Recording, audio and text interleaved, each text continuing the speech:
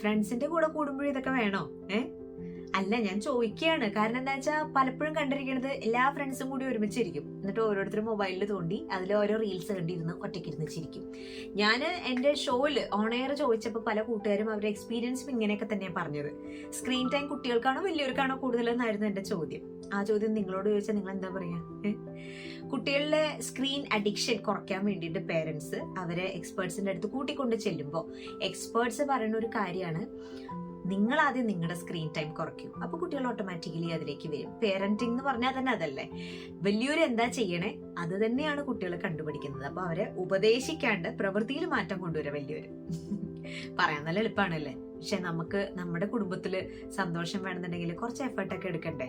കുറച്ച് ദിവസം അടുപ്പിച്ച് കുറച്ചധികം മണിക്കൂറുകൾ എല്ലാവരും ഒരുമിച്ചിരിക്കുന്ന സമയത്ത് മൊബൈൽ ഫോൺ നോ എന്ന് പറഞ്ഞൊരു റൂള് വെക്കും.